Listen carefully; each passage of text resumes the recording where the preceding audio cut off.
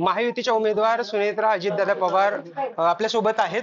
वहिनी साहेब, काय सांगाल, आज तुम्ही बारामतीच्या जिरायती भागाचा दौरा करताय, कसा रिस्पॉन्स आहे, कसा लोकांचा प्रतिसाद आहे? लोकांचा प्रतिसाद चांगला आहे. आज मी इकडचा सगळा दौरा करत आहे. कडक उन्हाळा आहे, भयंकर ऊन असलं तरी लोक मोठ्या प्रमाणात भेटायला आणि सभेसाठी येत आहेत. या भागात प्रामुख्यानं पाण्याचा प्रश्न लोकांमध्ये जास्त विचारला जातोय. तुम्हाला जाणवते का उन्हाची तीव्रता आणि पाण्याचा प्रश्न लोक विचारत आहेत का? आपल्याला माहिती आहे की हा जिरायती भागच आहे. अनेक वर्षापासून इथे पाण्याचा प्रश्न म्हणजे सगळ्यांचाच हा कळीचा मुद्दा आहे. आणि पाण्यासंबंधी ज्या काही ठिकाणी त्या नैसर्गिक पाणी पोचलेलं आहे, पण पिण्याच्या पाण्याची मागणी आहेच आहे इथल्या लोकांची. आणि आता उन्हाळा असल्यामुळे अजूनच तीव्रता त्याची जास्त आहे. पण आदरणीय दादांनी परवाच त्यांच्या सभेच्या ह्याच्यामधून त्या पाण्यासंबंधी काय काय योजना करणार आहेत त्याच्याविषयी सगळंच लोकांना सविस्तर सांगितलेलं आहे त्यांनी. लोकांमध्ये कुठले मुद्दे घेऊन तुम्ही लोकांपर्यंत जात आहात? कारण तुम्ही बारामतीला तर मला वाटतं 8-10 दिवसांनी दौरा केलेला आहे. यापूर्वी भोर असेल, पुरंदर असेल किंवा पुण्या भागात जास्त दौरे करतात. कुठले मुद्दे लोकांपर्यंत पोहोचवताय निवडणुकीच्या माध्यमातून? आपल्याला माहिती आहे की विकासाच्या मुद्द्यावरच आपण लोकांपर्यंत जात आहोत. तर अनेक ठिकाणी तरुणांना नोकऱ्या ची संधी हवी आहे.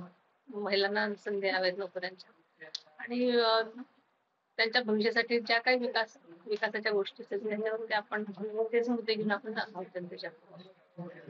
विरोधकांकडून एक आरोप केला जातो की तुम्ही नौखे उमेदवार आहात, पण सध्या जे आहे तुमचं काम जे आहे टेक्सटाईल पार्कच्या माध्यमातून असेल किंवा ते लोकांपर्यंत पोहोचलेलं नाही, ते पोहोचवण्याचा प्रयत्न होतोय का या निवडणुकीच्या प्रचाराच्या माध्यमातून? आपल्याला माहिती आहे की गेल्या अनेक वर्षापासून मी समाजकारणामध्ये आहे.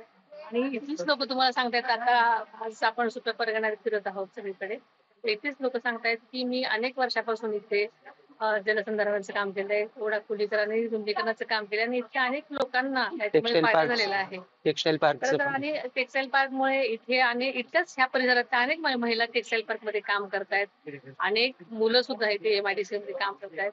त्यामुळे मला असं वाटतं की माझा अनुभव गेल्या 20-25 वर्षापासूनचा आहे. येत्या 7 तारखेला मतदान होणार आहे. काय आवाहन कराल मतदारांना? कारण उन्हाळा पण खूप वाढलेला आहे. येत्या 7 तारखेला मतदान आहे. सगळ्यांनीच घड्याळाच्या चिन्हावर जास्तीत जास्त मतदान करावं. आणि उन्हाळा असल्यामुळे सगळ्यांनी लवकर सकाळी 7ला मतदान सुरू होतं. सगळ्यांनीच लवकरात लवकर मतदान करावं अशी मी सगळ्यांना नम्र विनंती करते. निश्चितपणे या होत्या सुनेत्रा पवार. सकाळी 7 वाजता उठून लवकरात लवकर बाहेर पडावं आणि मतदान करावं असं आवाहन सुनेत्रा बहिणींनी केलेलं आहे. कॅमेरामन तेजस वसंत मोरे, मुंबई तक, बारामती.